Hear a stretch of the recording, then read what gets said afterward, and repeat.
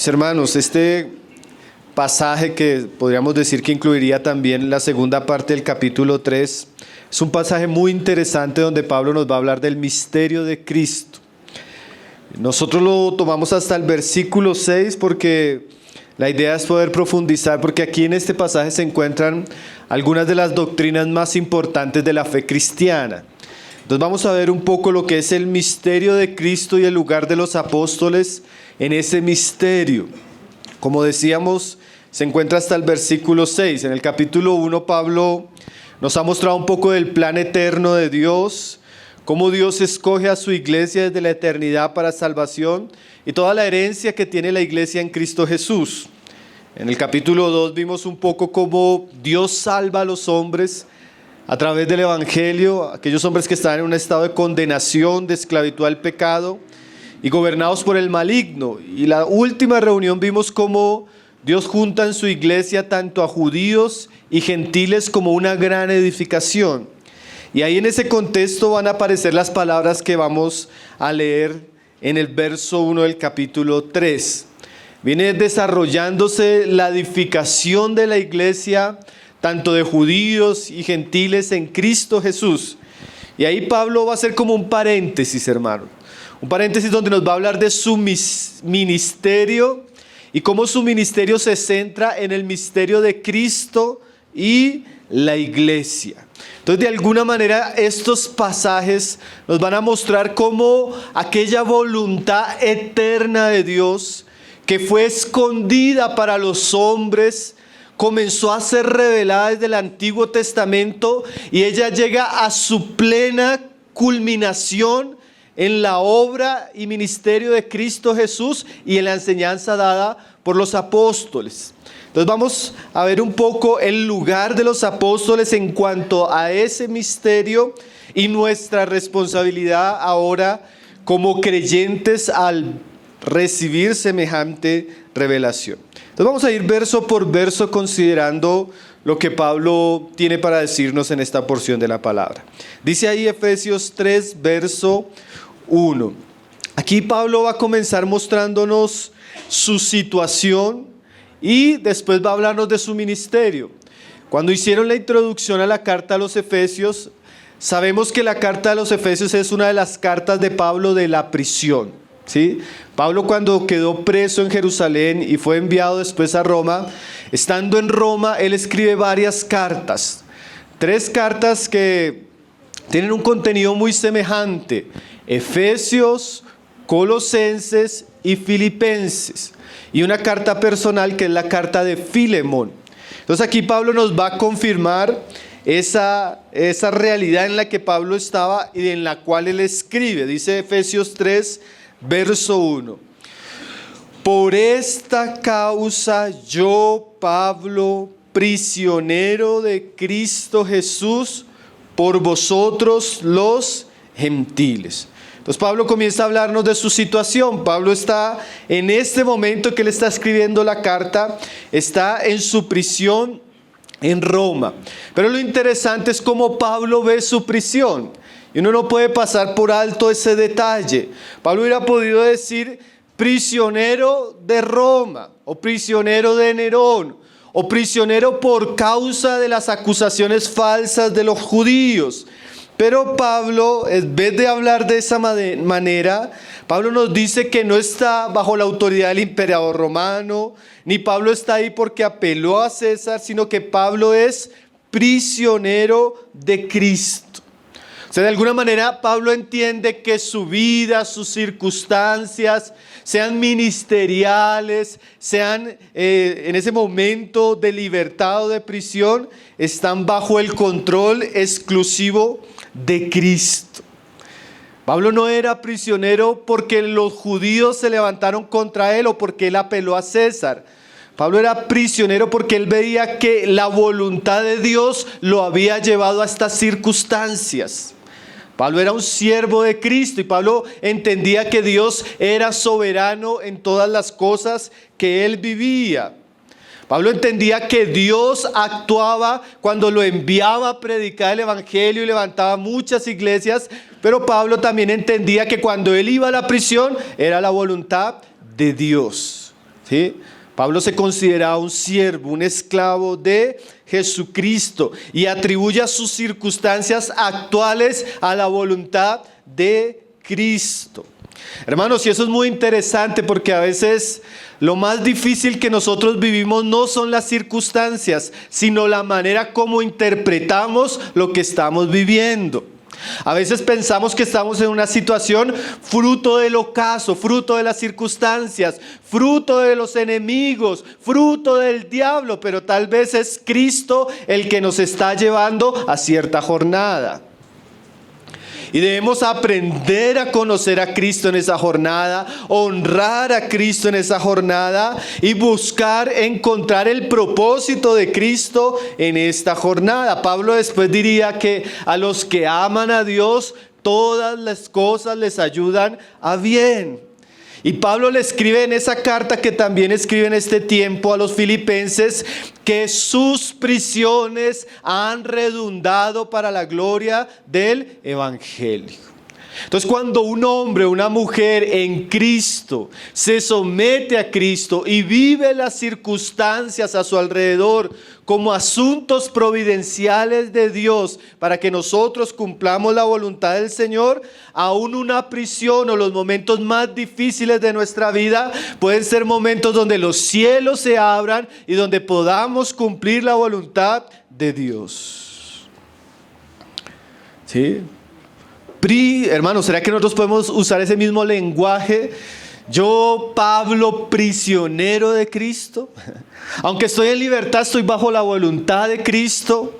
Aunque estoy haciendo esto, aquello, mi vida gira en torno a la obediencia y al señorío de nuestro Señor Jesucristo. Bueno, así Pablo consideraba su vida, ¿sí? Pablo fue un hombre que Dios usó bastante, pero parte de la gracia que Pablo recibe también consiste en esa sujeción a la voluntad de Dios en cada una de las circunstancias que Dios le concede vivir. Por eso Pedro dice, hermanos, humillémonos bajo la poderosa mano de Dios.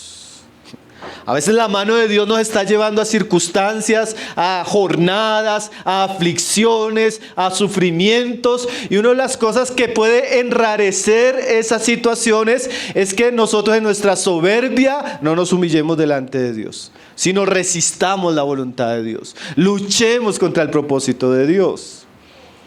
A veces, hermanos, a veces no es el diablo.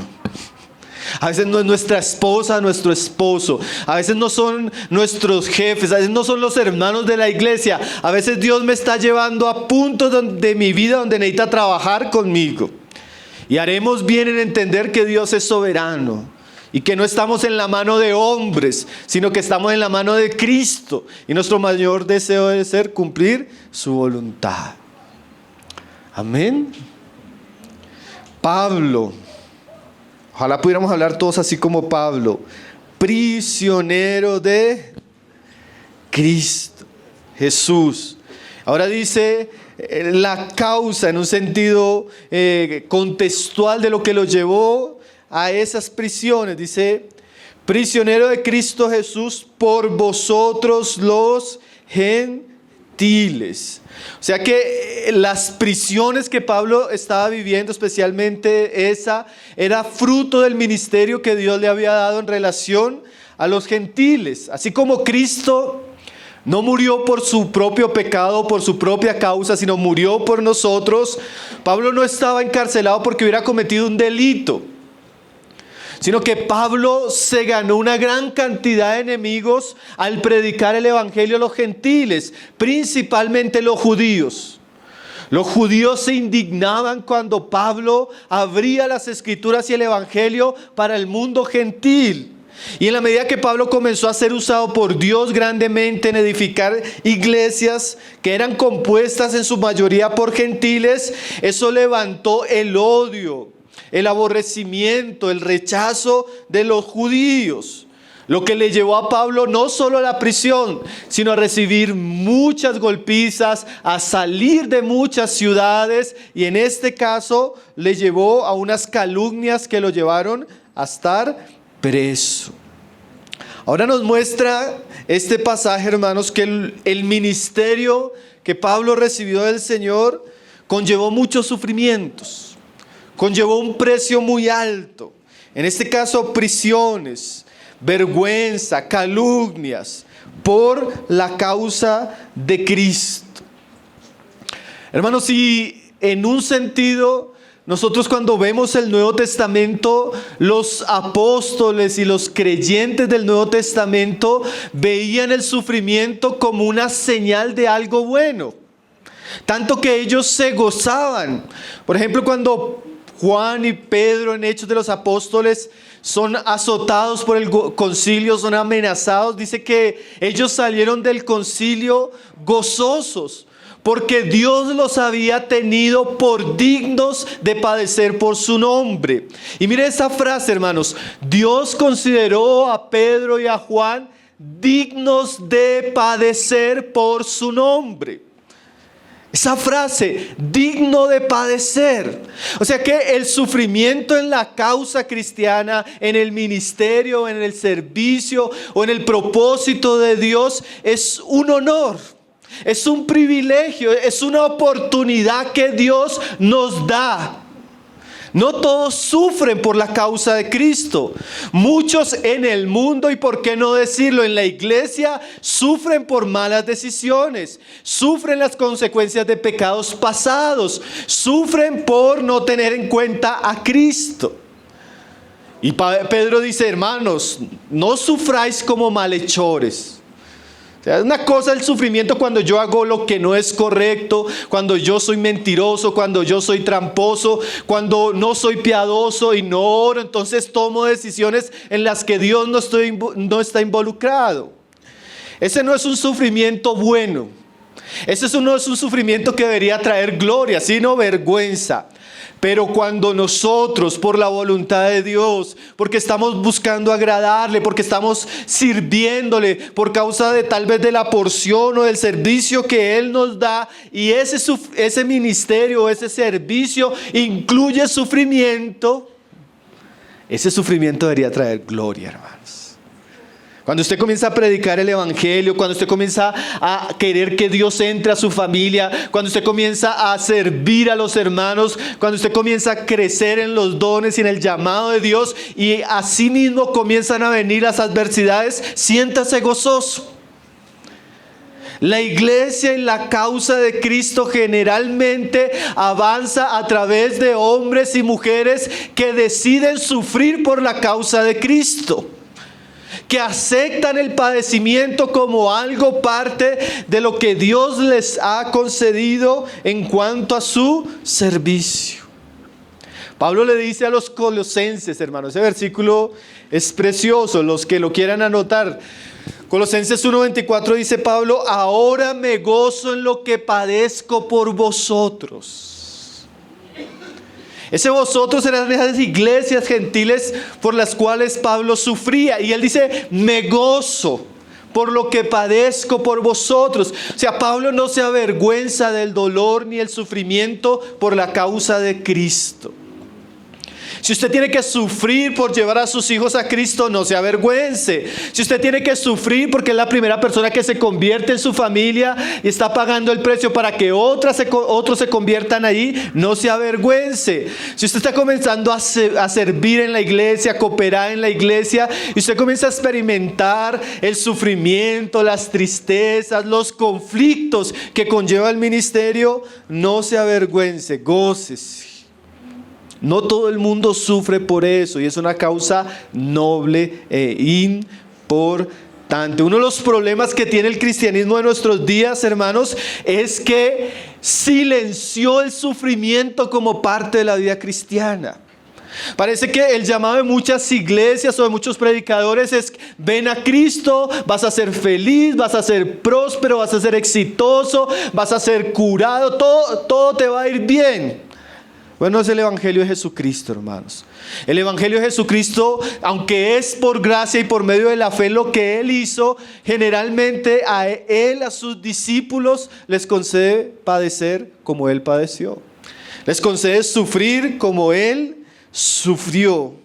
Entonces el sufrimiento, mis hermanos, es algo importante. Miren lo que dice ahí en ese pasaje de Colosenses, dice Pablo: y cumplo en mi carne lo que falta de las aflicciones de Cristo por su cuerpo, que es la iglesia. Hay aflicciones que en un sentido faltan.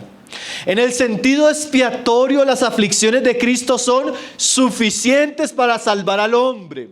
Pero en el sentido de la edificación y del avance del reino de Dios en su pueblo, hay aflicciones que tal vez Dios nos va a llamar a nosotros a cumplir en nuestra carne.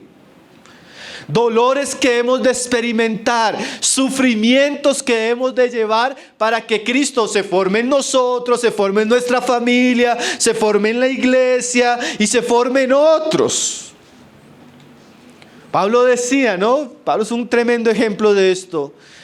Gálatas insensatos, por quienes vuelvo a sufrir dolores de parto. A veces uno está sufriendo por una persona, por una familia, y cuando uno cree que esa familia ya llegó, ¡boom!, se cae.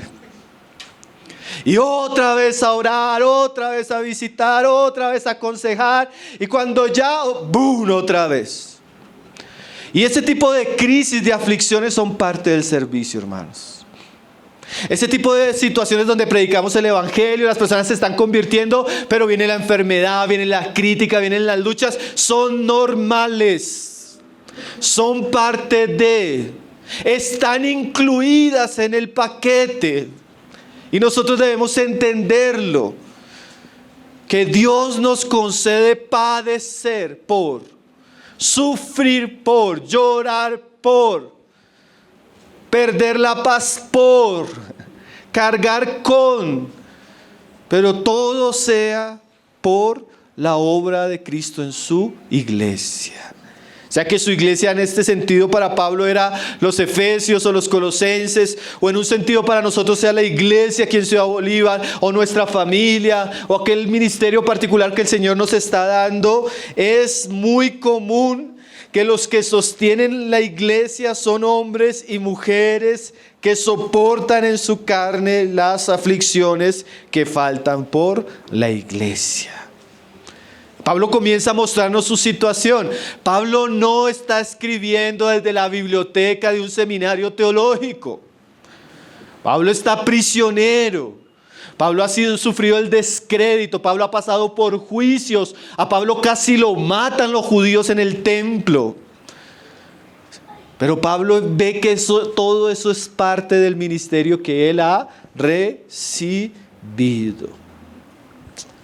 A veces nosotros queremos solo la parte de la gloria, ¿no? Y no el sufrimiento. A veces queremos ser populares, pero no queremos ser quebrantados. A veces queremos tener cosas de Dios, pero no pagar el precio. Y todo está en el paquete, hermanos. No hay gloria sin cruz. No hay resurrección sin muerte. No hay formación de Cristo sin aflicciones. Entonces debemos aprender a ver que el camino que Dios escogió para sus siervos y para nosotros es el mismo. Entonces dice Pablo: por esta causa yo, Pablo, prisionero de Cristo Jesús, por vosotros los gentiles. Y ahora Pablo se va a centrar en el tema que nosotros vamos a tratar hoy, que es el misterio de Cristo y el lugar que Dios le dio a los apóstoles, principalmente al apóstol Pablo, en ese misterio. Dice verso 2: si es que habéis oído de la administración de la gracia de Dios que me fue dada para con vosotros. Hermanos, aquí Pablo va a mostrar sus credenciales apostólicas. Y lo primero que nos va a decir es que Dios en su administración, ¿sí?, Dios en su economía, Él va repartiendo su gracia con ciertos hombres de cierta manera. Y Pablo fue incluido en esa administración de Dios. Entonces Dios, por ejemplo, comenzó a revelarse y llamó a un hombre a Abraham.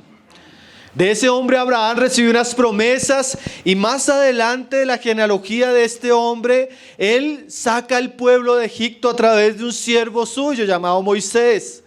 Moisés da la ley, Moisés hace una obra maravillosa en su tiempo y después por la gracia de Dios, Dios había preparado a un Josué para que él lleve al pueblo a la tierra prometida. Más adelante Dios levanta a David, viene el tiempo de los profetas y estos hombres comienzan a recibir la revelación de Dios, a escribirla y llega el cumplimiento de los tiempos y se manifiesta Cristo. Cristo aparta a sus 12 apóstoles para que estén con él y una vez él muera, ellos enseñen la doctrina de él a la iglesia. Y por último, dice la palabra, como un abortivo, Dios escoge a Pablo para que principalmente ahora lleve este evangelio al mundo gentil. ¿Sí? Y Pablo le está diciendo, si habéis oído que la administración de Dios, Dios me concedió su gracia, especialmente con ustedes los gentiles. Y nosotros debemos entender, hermanos, cómo Dios ha administrado su revelación desde tiempos antiguos y cómo esa administración llevó a Dios a revelar su eterno propósito y concluir con esa revelación a través del ministerio de los apóstoles. Y ahí es donde decimos que aquí vamos a encontrar algunas de las doctrinas fundamentales de la fe cristiana. ¿Sí? ¿Cuáles esas doctrinas? Bueno, vamos a leerlo. Dice el verso 3, vamos a ver la gracia que Dios le concedió a Pablo en su administración. Y no solo a Pablo, a los otros apóstoles. Y la importancia de entender lo que Pablo va a decir en estos pasajes. ¿Sí?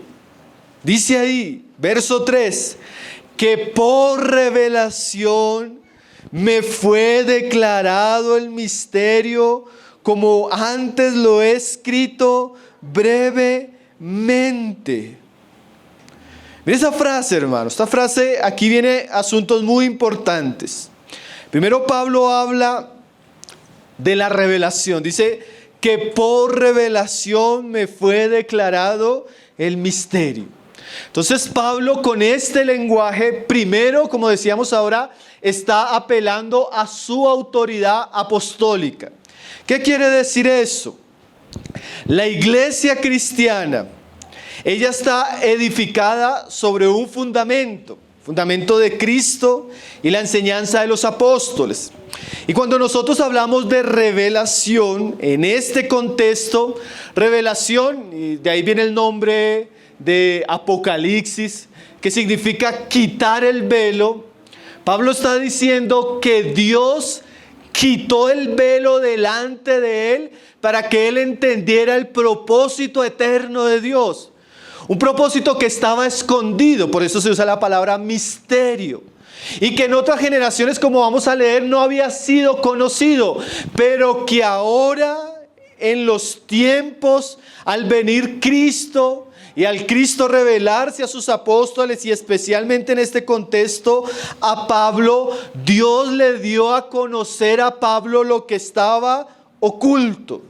Y la palabra revelación tiene la idea de que nadie lo puede conocer a menos que venga por dirección o por voluntad divina. Quiere decir que esto que Pablo va a hablar, el misterio de Dios, de Cristo, era algo que estaba oculto en Dios y que fue dado por revelación. Quiere decir que no fue alcanzado por medios naturales, por medios humanos, por investigación de hombre. Y eso lo hace muy importante. Miren lo que dice Gálatas 1, verso 11 y 12 para entender un poco este lenguaje. Y aquí viene la doctrina de la revelación de Dios. Dice Gálatas 1, 11 y 12.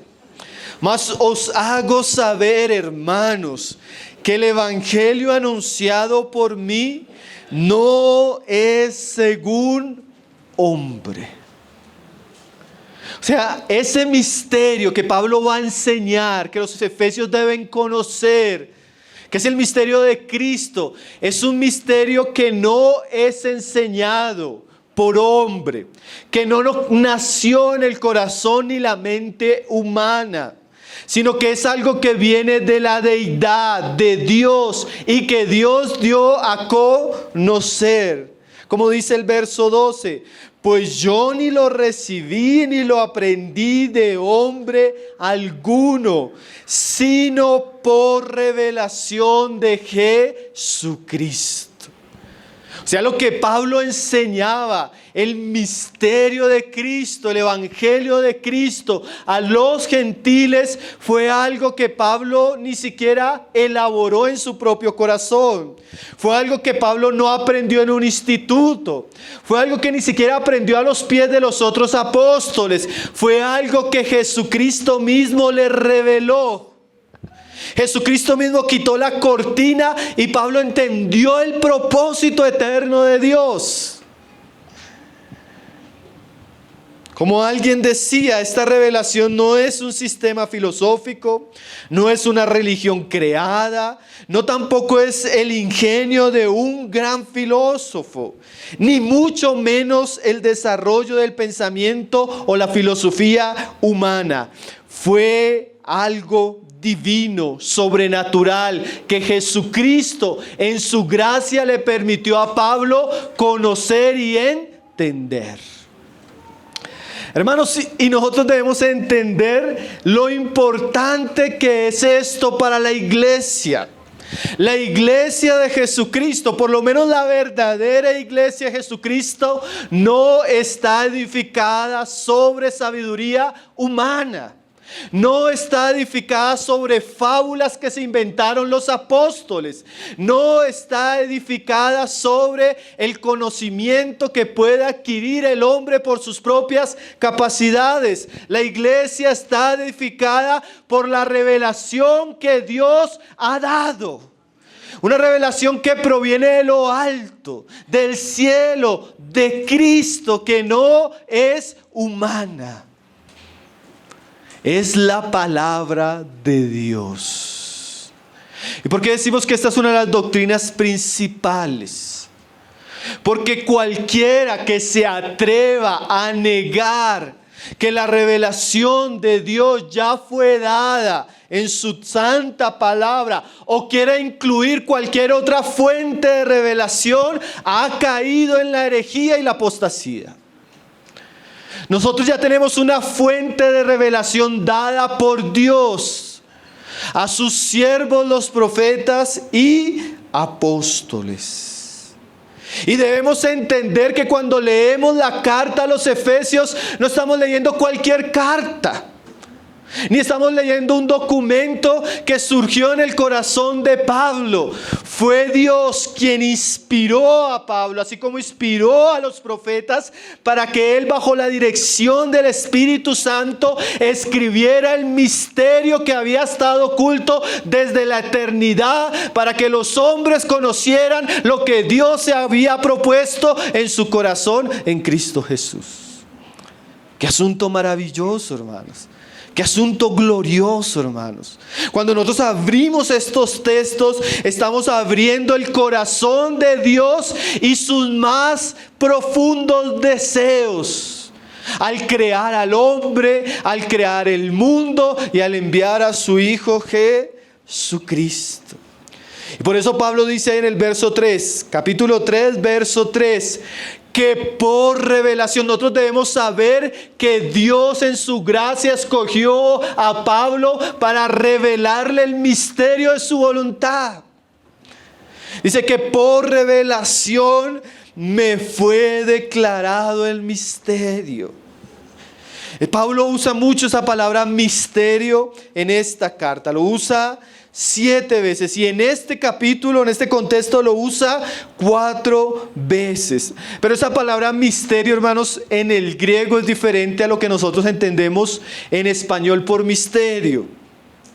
En nuestro idioma, misterio es algo oscuro, oculto, secreto, enigmático, inexplicable. A veces hasta incomprensible. Cuando nosotros escuchamos la palabra misterio, pensamos en eso, ¿cierto? Pero en los términos del Nuevo Testamento y del griego, significa algo que estaba oculto pero fue revelado. ¿Sí? Misterio en el sentido de que estuvo por un tiempo oculto, pero que salió a la luz.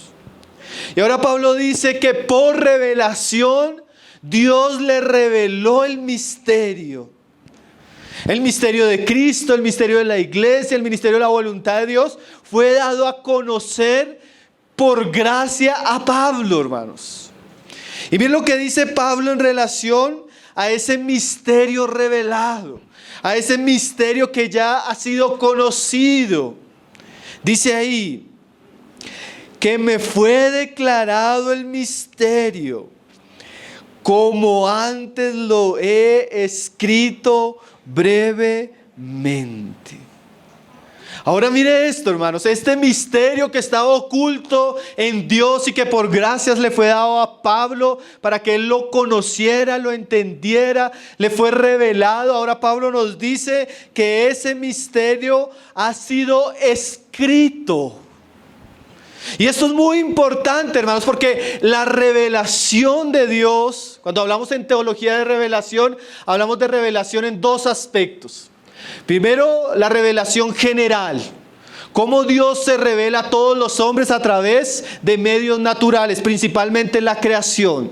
Todo hombre puede tener un conocimiento del Creador a través de su creación, de su poder, de su inteligencia y su bondad a través de las cosas creadas.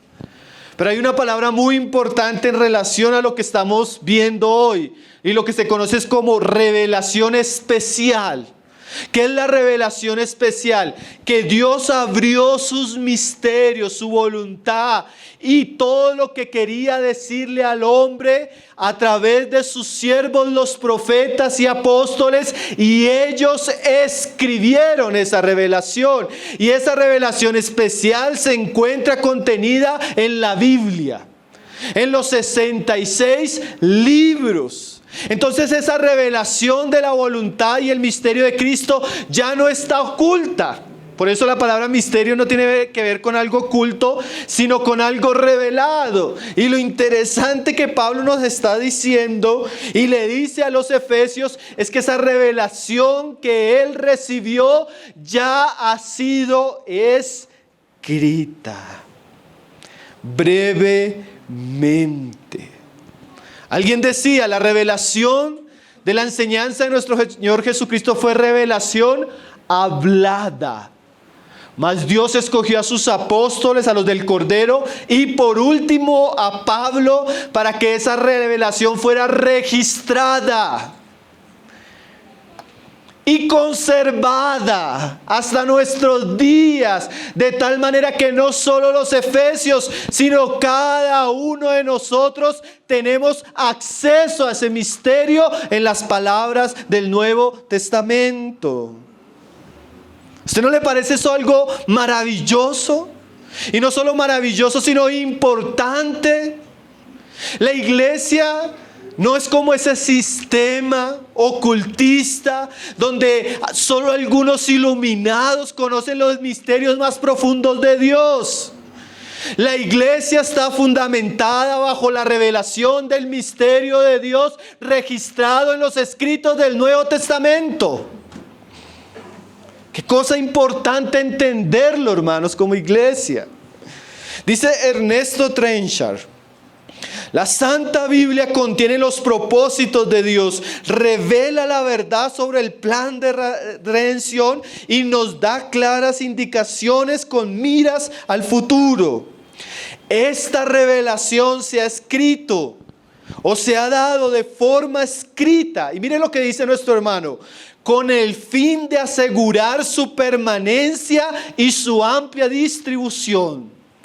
Dios se aseguró, Dios guió, Dios habló a Moisés, a Josué, a Samuel, a los profetas, a los apóstoles. Escribe la visión, escribe las palabras de Jehová en un libro y guárdalas, y las leerás, y las copiarás, y las meditarás, y las enseñarás. Dios no solo inspiró y reveló su palabra, sino que dio mandamientos a sus profetas y apóstoles para que ellos la dejaran escrita. ¿Con qué propósito, hermanos? Como dice nuestro hermano, con el propósito de que ella fuera conservada y con el propósito de que ella fuera conocida. ¿Usted sabía eso como cristiano, hermanos? Hay doctrinas fundamentales, por ejemplo, la cristología. ¿Qué quiere decir eso? Todo lo que tiene que hablarnos de Cristo es fundamental y no es negociable. Eso hace separación entre las sectas y la verdadera iglesia de Jesucristo. Nosotros creemos que Jesús es verdadero Dios con el Padre. Creemos que Él se encarnó, que vivió una vida perfecta, que su enseñanza es palabra de Dios, que murió, que resucitó, que ascendió y que volverá a juzgar a los hombres. Si usted no cree eso, usted no puede ser incluido en medio del pueblo de Dios, porque es una verdad central. Pero otra verdad central es que la Biblia es la palabra de Dios y nuestra única fuente de revelación.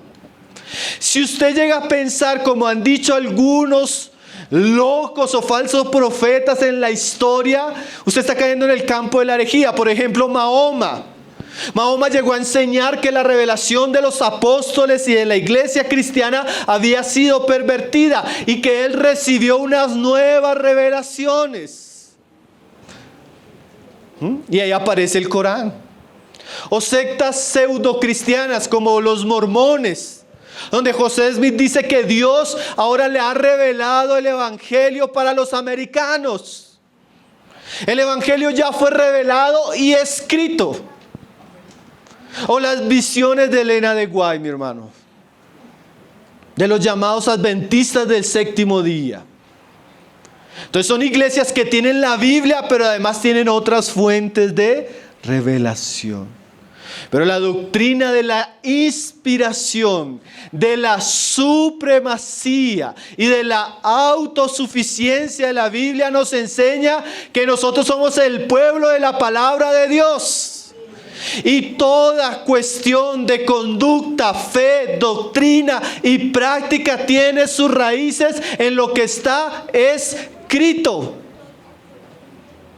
Por eso estos pasajes son tan importantes, porque Pablo le está diciendo, ustedes pueden leer y entender el misterio que estuvo oculto, pero que ahora se nos ha revelado. No se nos va a revelar, ya fue revelado.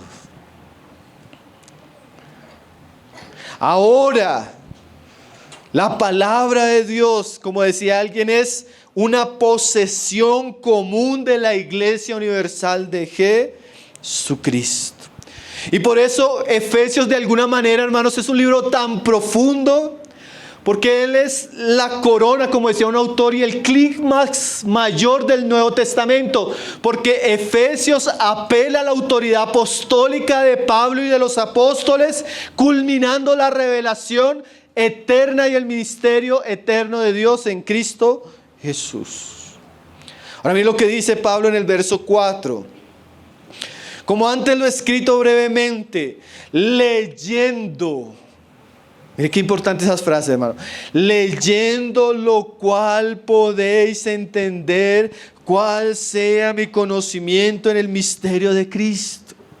O sea que esa revelación Dios se la dio a sus apóstoles. Ellos de manera inspirada escribieron esa revelación. Y ahora la iglesia, en este caso a los efesios, tenían acceso a eso. Y leyendo ellos podían entender el conocimiento que Dios le había dado a Pablo acerca del misterio de Cristo Jesús. Pero quiero resaltar esta frase, hermanos. Leyendo. Leyendo. ¿Leyendo qué? Leyendo lo cual podéis entender. Ahora Dios ha deseado que su palabra quede registrada para que nosotros podamos leerla, conocerla, predicarla. Y por eso Dios dejaba que esa revelación fuera escrita. Y fuera escrita en el idioma humano, como dicen en portugués, con el sotaque humano, para que nosotros como hombres podamos verla, leerla y recibirla. ¿Ustedes recuerdan cuando estudiamos Habacuc? Y el Señor le dice a Habacuc en el capítulo 2, escribe la visión y que pueda ser vista claramente, hermanos. Dios, en su gracia, en su propósito, escogió a estos hombres para que su revelación fuera escrita y pública. De tal manera que todos, con la ayuda del Espíritu Santo y su iluminación, pudiéramos entender el misterio eterno de Dios en Cristo Jesús. Y ese leyendo, que es un ejercicio que Pablo esperaba a los efesios para que ellos conocieran el misterio de Cristo, es una instrucción para nosotros como cristianos. Podemos leer, por ejemplo, Colosenses 4:16 y 1 de Tesalonicenses 5:27. ¿Cómo era un mandato de Dios, hermanos? A que nosotros leyéramos la revelación que Dios había dado por sus apóstoles, registrada en las cartas que ellos escribieron. 1 de Tesalonicenses 5:27, mira lo que dice Pablo. Os conjuro por el Señor. ¿Saben qué significa ese os conjuro? Nosotros lo estudiamos la vez pasada que estudiamos un pasaje en 1 de Timoteo, 2 de Timoteo. Esa palabra os conjuro significa: los amonesto para que ustedes hagan un juramento. Los amonesto para que ustedes hagan un compromiso. ¿Y cuál es el compromiso que tiene que hacer la iglesia de Tesalonicenses, hermanos? Mire esa frase. Os comprometo bajo juramento por el Señor que esta carta se lea a todos los santos hermanos. Miren ese mandamiento, hermanos. Cuando nosotros, y póngame atención a esto, hermanos, cuando nosotros como iglesia nos reunimos, tenemos unos mandamientos y tenemos unos compromisos delante de Dios. Y Pablo nos dice que nos debemos comprometer a leer las cartas que Dios nos ha dado a través de sus apóstoles. Entonces, cuando estudiamos Primera de Pedro, cuando estudiamos la carta a los Efesios, Filipenses, Gálatas, no es un capricho personal del hermano Pablo, es una obligación para que nuestra fe esté fundamentada sobre la palabra de Dios. Y no tenemos otro camino. Fue el medio que Dios escogió para conocer a Cristo, su misterio y el propósito que tiene para su iglesia. Hay muchas iglesias engañadas, defraudadas por una dieta de visiones, sueños y profecías que nacen en el corazón del hombre y no están sustentadas por la palabra escrita de Dios. Y ese cristianismo es detestable. Ese cristianismo es condenable, ese cristianismo es engañoso y ese cristianismo lleva a muchos a ser manipulados por hombres. Pero cuando nosotros tomamos en serio estos mandamientos de leer, de estudiar, de conocer el misterio que Cristo ha dejado escrito por sus apóstoles, somos bienaventurados. Bienaventurados los que leen y oyen. Hermanos, una bienaventuranza hoy estar reunidos a escudriñar la santa palabra de nuestro Señor Jesucristo. Y es un mandato. Hay mucho, como decía nuestro hermano Luis, que yo creo que en medio de nuestros días es muy conocido. Las iglesias van tras entretenimientos, show, música, líderes carismáticos, pero son pocas las iglesias comprometidas con la palabra de Dios, hermanos. Y eso hace la diferencia entre lo verdadero y lo falso, entre el trigo y la cizaña. Colosenses 4:16. Cuando esta carta, mire esa frase, cuando esta carta haya sido leída entre vosotros. Bueno, las cartas que Dios inspiró a Pablo para escribir acerca del misterio de Cristo y su voluntad, no solo eran para los colosenses o los efesios, eran patrimonio de la iglesia. Y todas las iglesias, como leían los hermanos al comienzo en Apocalipsis, todas las iglesias deben leer y estar atentos a lo que el Espíritu ha hablado. Haced que también se lea en la iglesia de los laodicenses, y que la de la Odisea la leáis también vosotros. Entonces Dios dejó de manera inspirada, escrita, su revelación a su iglesia por medio de sus apóstoles. Y lo que nosotros ahora debemos hacer como iglesia es leer. ¿Leer para qué? Para entender, para conocer. Por eso, hermanos, Dios ha sido muy cuidadoso. Ustedes, hermanos, si uno conociera esa historia, de verdad que cogería su Biblia con otro cuidado. Cuando usted conoce la historia de cómo fue escrita la Biblia, cómo muchos murieron por conservarla, cómo muchos murieron por traducirla, cómo muchos pagaron el precio para que ella haya sido conservada hasta el día de hoy, uno se siente constreñido por el amor de Dios al conservar su palabra escrita para nosotros. Usted puede, hermano, ahí en la página de Tesoros Cristianos hay varios documentales donde se cuenta esa historia y los muchos hombres que han pagado un precio por la palabra de Dios. Muchos, hermanos, no más, tal vez yo por eso le tengo tanto aprecio a la Reina Valera, hermano, cuando usted conoce la historia de la Reina Valera, hermanos, y lo que sufrieron los cristianos en España al conocer el Evangelio y al quererla traducir, hermano, usted va a leer su Biblia de manera diferente. Hermanos, Dios dejó su Biblia escrita y la ha conservado porque su revelación para nosotros como hombres está ahí registrada. Dice ahí en el verso 4 de Efesios, leyendo. Hermano, ¿usted está leyendo su palabra? Hay cristianos, yo no comprendo cómo, hermano, pasan semanas, días sin leer la palabra. Pasan años sin haberla leído completa. Pasan días sin meditar, sin considerarla. Por eso no entendemos, por eso no conocemos. Hermano, nosotros necesitamos tener un compromiso con Dios, pero nunca ese compromiso con Dios fue alejado de su palabra.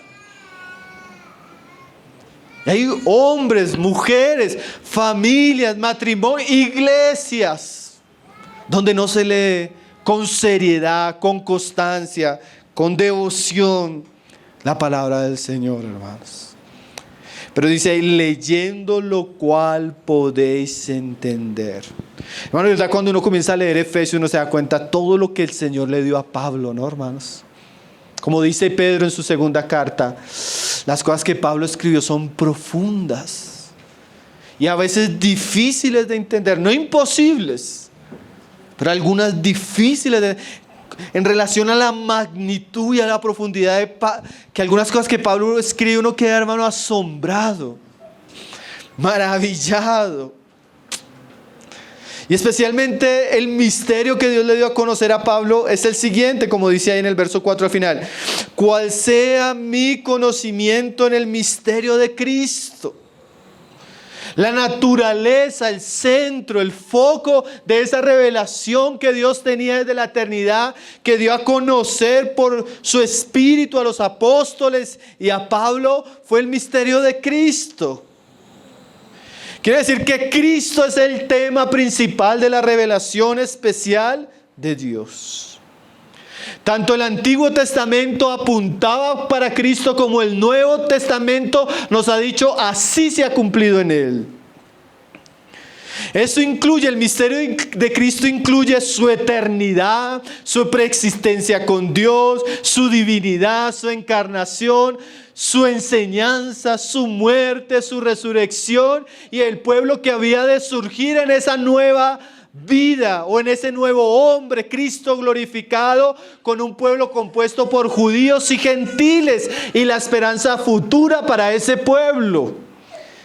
Ese es el misterio central de la Biblia, hermano.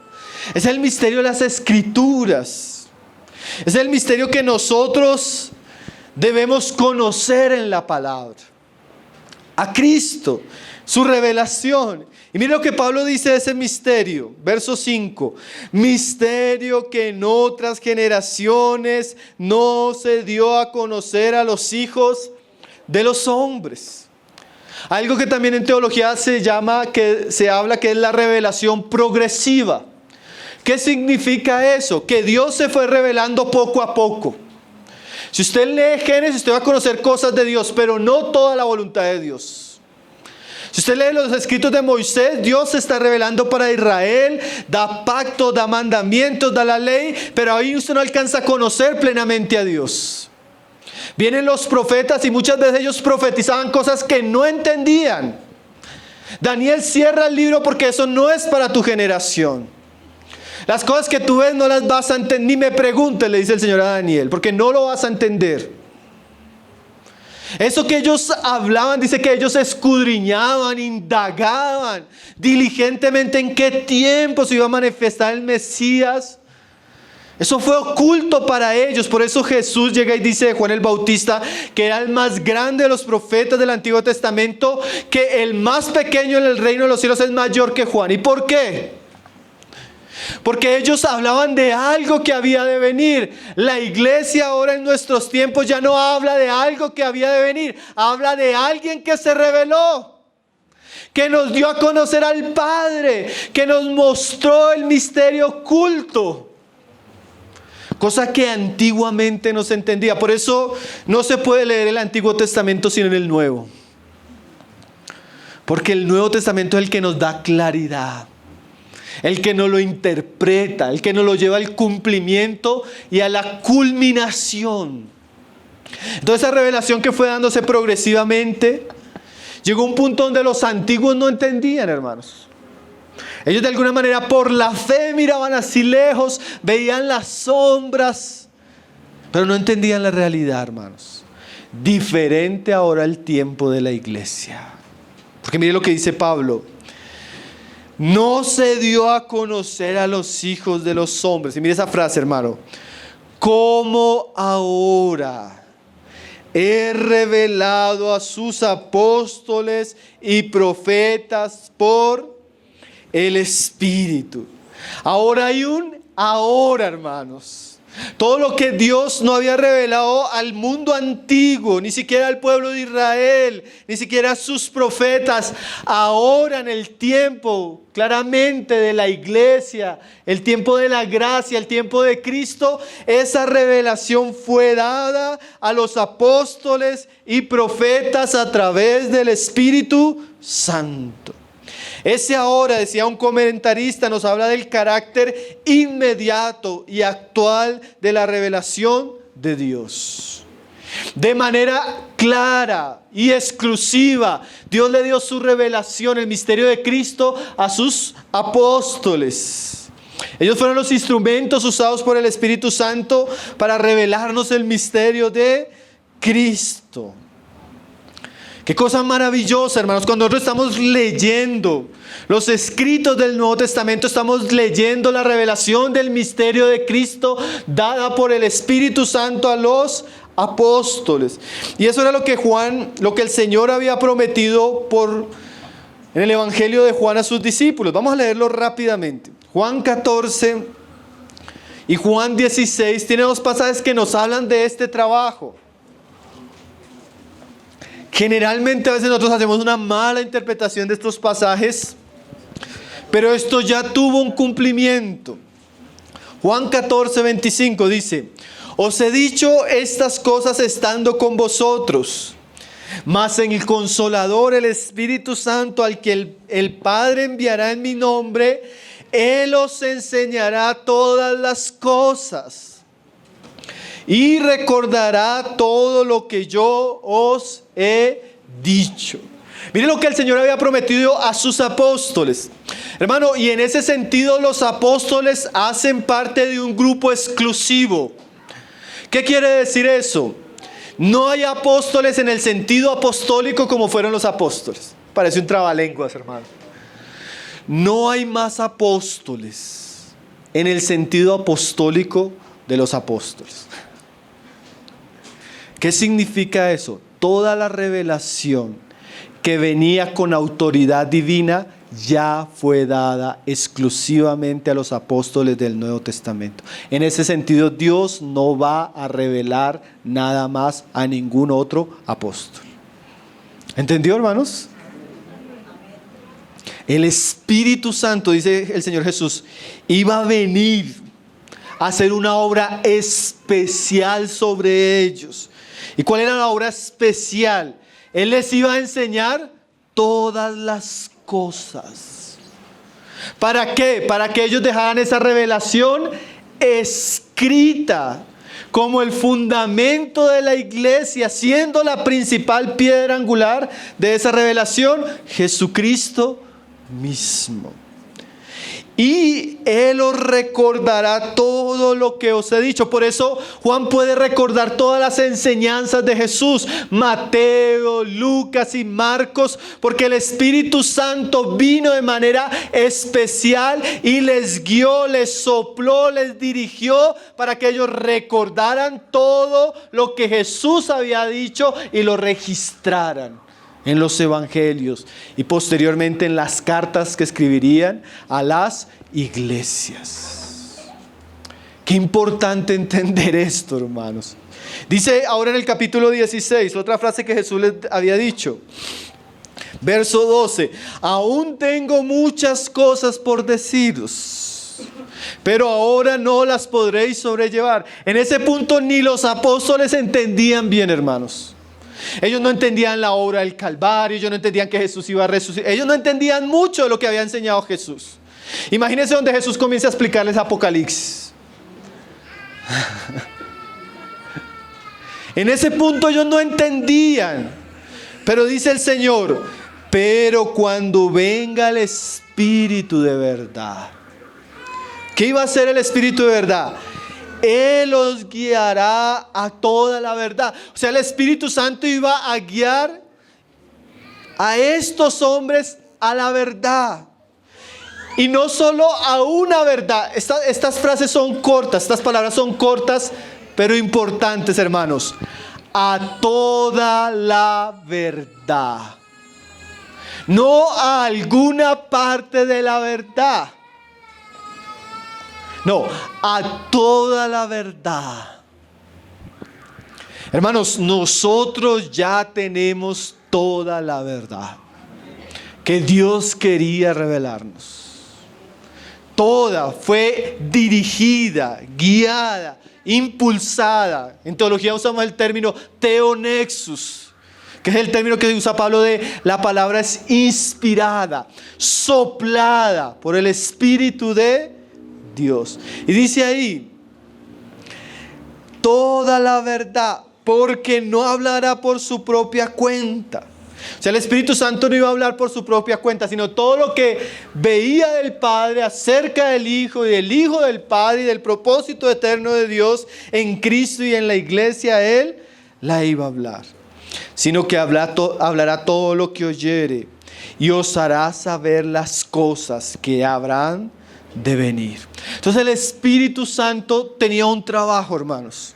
Así como Cristo tuvo un trabajo de venir, morir, resucitar, ascender, cuando el Espíritu Santo es enviado por Cristo, Él viene a hacer varias obras, pero una de las obras particulares y exclusivas fue venir a inspirar a los apóstoles, llevándolos al conocimiento de la verdad del misterio de Cristo, para que ese misterio fuera registrado y escrito y quedara como fundamento de nuestra fe. Hermanos, ¿qué estamos leyendo? Cuando usted abre la Biblia, hermano, cuando usted abre la Biblia, claro, uno lee en el título, carta de Pablo a Pedro, Santiago, pero hermanos, esos simplemente fueron instrumentos. Fue Dios quien habló. Fue el Espíritu Santo quien reveló a Cristo a través de sus apóstoles, como no había sucedido en otras generaciones. Y mira, ahí terminamos en el verso 6. Pablo va a caer en ese misterio que Dios ha dado ahora a los apóstoles. Dice, como ahora he revelado a sus santos apóstoles. y profetas por el Espíritu. Y ahora Pablo no se pone como el único, sino él se incluye en esa compañía de apóstoles a los cuales Dios les dio la revelación del misterio de Cristo. Compañía que está compuesta por apóstoles y profetas, que fueron guiados, dirigidos por el Espíritu de Dios para colocar el fundamento. Y ese misterio también incluía esto que Pablo va a mencionarnos. Dice en el verso 6, que los gentiles son coherederos y miembros del mismo cuerpo y copartícipes de la promesa en Cristo Jesús por medio del Evangelio. Ustedes recuerdan que eso fue lo que tratamos en el capítulo anterior. Y es como si Pablo hiciera un paréntesis, hermanos, para decirnos que eso que él viene enseñando de la iglesia, la unidad de la iglesia entre judíos y gentiles y la posición que ellos tienen igual delante de Dios, no era un invento de él. Era el misterio eterno de Dios en Cristo Jesús que ahora había sido revelado. Entonces, toda la verdad que nosotros estamos leyendo en la carta, versos anteriores y versos siguientes, hacen parte de todo ese misterio que Dios ha dado a su iglesia y que debemos conocer. Y en este contexto, pues obviamente se enfatiza que la iglesia es coheredera. La iglesia en el sentido de los gentiles son coherederos y miembros del mismo cuerpo. Ahora solo hay un cuerpo, que es el cuerpo de Cristo, y solo hay una herencia, que es la herencia de Cristo, y solo hay una promesa, que es en Cristo a través del Evangelio, y todos los que hemos creído en Él somos coherederos, copartícipes y miembros los unos de los otros. Entonces ahora de aquí en adelante Pablo va a seguir hablando un poco de su ministerio. Y eso lo vamos a dejar para la próxima reunión. Yo solo quiero hacer unas aplicaciones en relación a este asunto que hemos leído hasta aquí. Lo primero, hermanos, nosotros ya hemos recibido como iglesia una revelación completa, escrita, exclusiva. Por ende, la Biblia hace serias advertencias, hermanos, para aquellos que quieran añadirle o quitarle a esa revelación. Juan dice que las plagas y los juicios caerán sobre todo aquel que se atreva o a añadirle o a quitarle a la palabra de Dios. Hermanos, la palabra de Dios ya ha sido cerrada. Debemos tener cuidado con todo lo que pueda ser nuevo, ¿sí? El cristianismo no tiene un sentido nada de nuevo, hermanos. El cristianismo está fundamentado por una verdad antigua, pero es una verdad inconmovible, firme, ¿sí? Por eso la Biblia advierte tantos falsos maestros, tantos falsos profetas. Pablo dice en el Evangelio en la carta a los Gálatas, que si aún un ángel se le apareciera, hermanos. Y hermanos, que anoche tuve un sueño y se me apareció un ángel. O Pablo dice, aún si nosotros, usted dice, no, es que hermano, salí de la reunión y aquí subiendo la montaña se me apareció Pablo. Y me dijo que algo que le faltó el capítulo 7 de Gálatas. Hermanos, el tal sea anatema, el tal sea maldito. Nosotros tenemos una única fuente de revelación. Ni los concilios, ni la tradición, ni la revelación de fulano de tal o de sutano de tal es el fundamento de nuestra fe. Nuestra fe está fundamentada sobre la revelación escrita de los apóstoles. Hermano, ni Calvino, ni Lutero, ni ninguno, hermanos. Como decía Spurgeon, la Biblia tiene que ser puesta acá y los demás libros, aún los buenos libros cristianos, a kilómetros de distancia.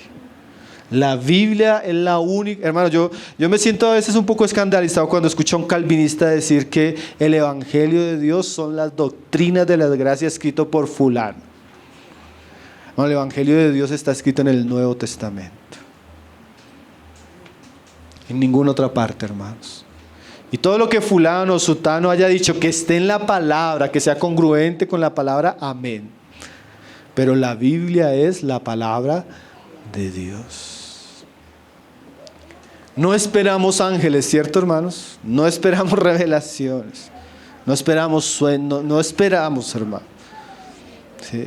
Hay un cristianismo que está obsesionado con ese tipo de cosas, pero eso es muy peligroso, ¿no, hermanos?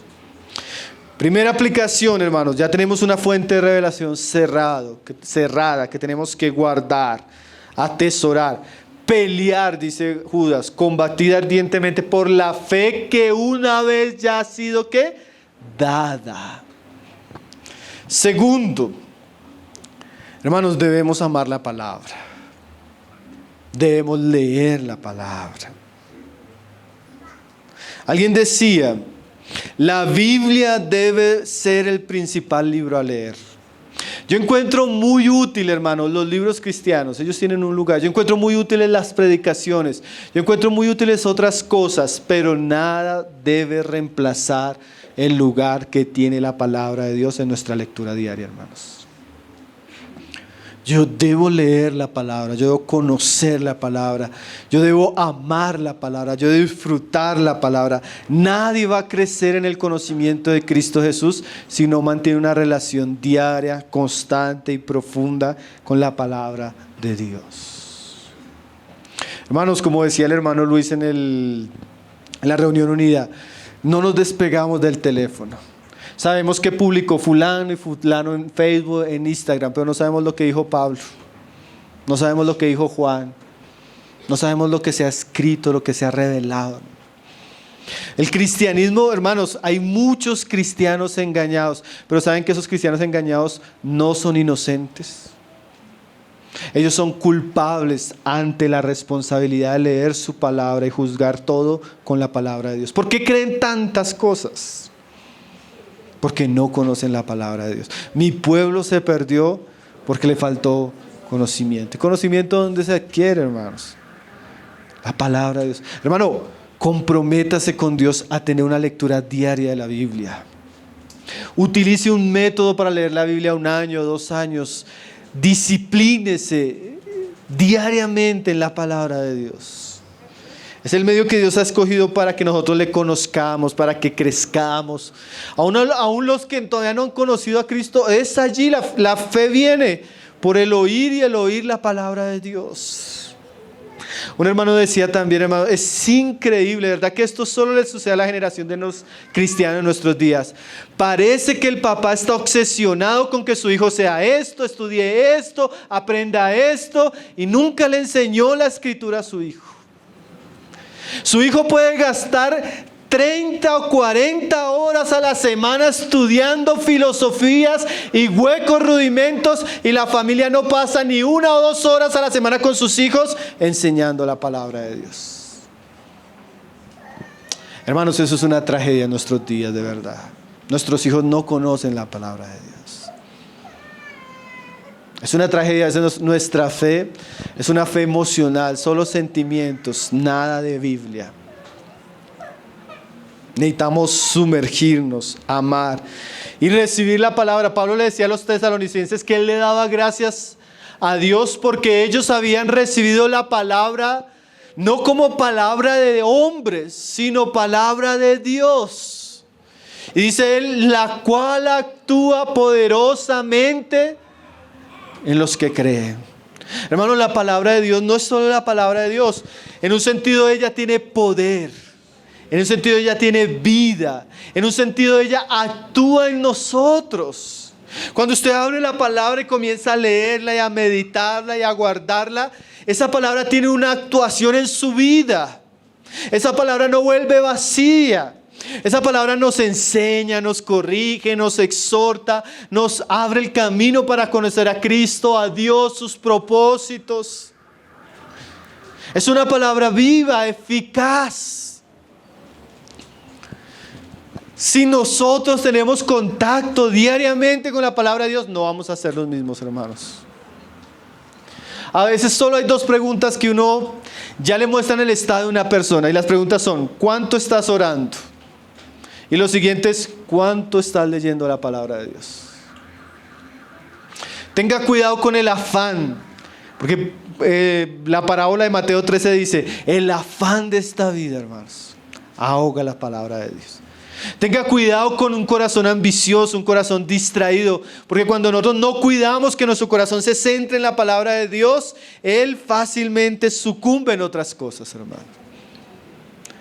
Tenga cuidado la actitud como recibe la palabra de Dios. Recuerde lo que leíamos hace 8 días en la reunión unida. Algunos dejan que la palabra sea pisoteada y el diablo la robe. No cuidamos lo que oímos, no meditamos. No usamos eso para corregir nuestro corazón, nuestra mente. Por eso la palabra tiene poco efecto. Por eso oímos, y tremendo, en estos días hablábamos de un hermano. Si usted hablaba algo, usted lo ponía a repetir, él le repetía todo lo que oyó en la reunión. Pero si usted iba a su vida, nada de eso lo vivía. Y a veces nos volvemos así, personas que nos gusta, venimos a una iglesia porque la palabra es buena. Y hablamos lo bueno de la palabra, pero cuando vamos a la vida no estamos viviendo lo que estamos oyendo, hermanos. ¿Qué es eso? Somos oidores olvidadizos. La palabra no está teniendo el efecto que nosotros debería tener. Lea la palabra, hermanos. Si usted no lee, no va a poder entender cuál es el misterio de Cristo. Ni va a entender por qué usted es de Cristo. Ni va a entender para qué Cristo lo llamó, qué le ha dado, qué espera de usted. Eso lo hace la palabra de Dios.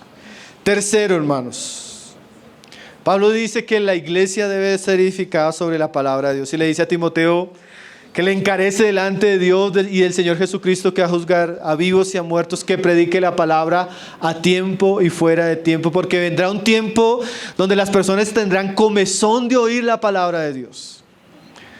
Y por eso se van a acumular falsos maestros predicando según sus propias concupiscencias, hermano. Si algo debe caracterizar a una iglesia bíblica, es que es una iglesia bíblica, o sea, está en la Biblia, hermanos. Permanece en la palabra, se ocupa en la doctrina de los apóstoles, enseña a tiempo y fuera de tiempo.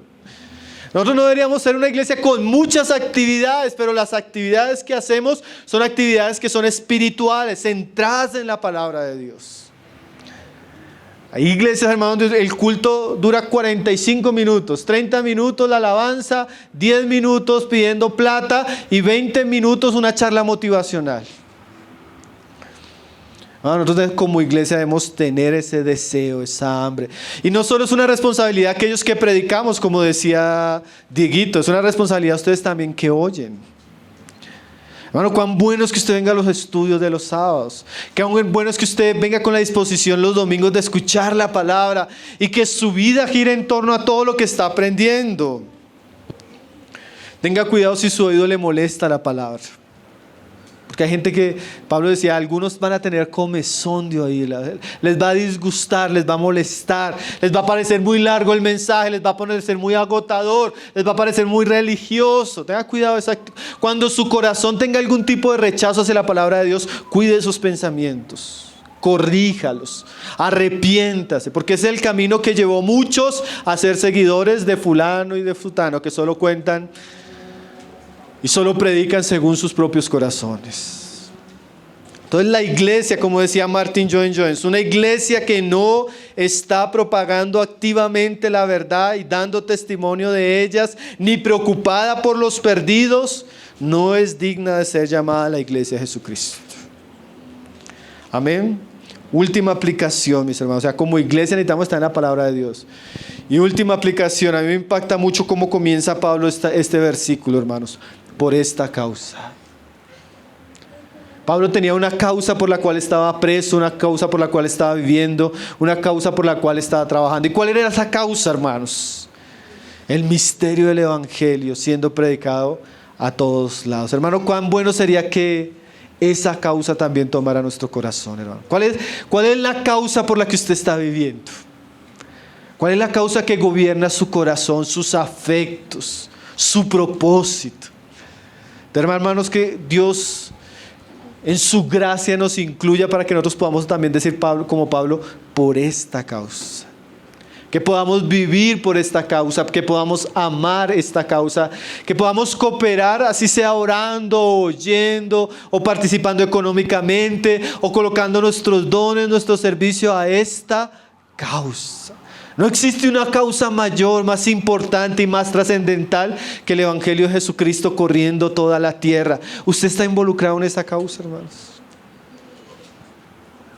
Que Dios pueda cautivar nuestro corazón, hermanos, para que la causa de Pablo sea nuestra causa, a tal punto que estemos dispuestos a ser prisioneros, a tal punto que estemos dispuestos a sufrir, a tal punto que estemos dispuestos a ser rechazados por el mundo, hasta el punto de estar dispuestos a sacrificar cosas que no tienen sentido. O sea, ese Lewis decía, no existe nada más miserable que ser exitoso en cosas que no tienen nada que ver con Cristo, hermanos.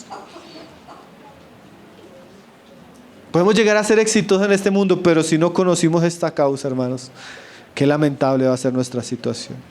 O qué lamentable para nosotros que nos ha dado tantos privilegios, hermanos, no involucrarnos en esta causa, por esta causa. Que la causa de Cristo gobierne nuestros corazones, mis hermanos. Padre, te damos gracias, Señor, porque tu palabra es maravillosa, Señor, tu palabra es preciosa, Señor. Tú has querido revelarte a nosotros y nos has salvado por tu evangelio, Señor. Y nos has dado las riquezas y los tesoros y la sabiduría de Cristo Jesús en este evangelio, Señor. Concédenos ser fieles, Señor. Concédenos ser un pueblo edificado, arraigado y fundamentado en la palabra que tú has dado, Señor. No queremos perdernos en el camino, Señor. No queremos desviarnos, Señor. No queremos cerrar nuestro corazón a lo que tú has dado para nosotros, Señor. Concédenos ser un pueblo en la verdad, Señor. Concédenos ser un pueblo en Cristo, Señor. Concédenos ser un pueblo que coopere, Señor, con la expansión, con la proclamación de tu palabra, Señor. Que el misterio de Cristo, Señor, también sea conocido en nuestra generación, Señor. Que el misterio de Cristo sea predicado, Señor, a tiempo y fuera de tiempo, Señor. Ayúdanos, anímanos, Señor, para ocuparnos de esta gloriosa labor, Señor. Y permítenos ver con nuestros ojos, Señor, el fruto de esa palabra, Señor. El fruto de la palabra sembrada en los corazones. El fruto de la palabra transformando vidas. El fruto de la palabra dando mucho fruto para tu gloria, Señor. Que muchos, Señor, ese es nuestro ruego, nuestra oración, Señor. Que muchos puedan llegar al conocimiento pleno de la verdad en Cristo Jesús, Señor. Ábrenos las Escrituras cada día cuando vamos a la palabra, Señor. Háblanos, Señor. Enséñanos, corrígenos, Señor. Que podamos conocerte, conocer tus caminos, Padre. Ese es nuestro deseo, Señor. Esa es nuestra oración, Padre.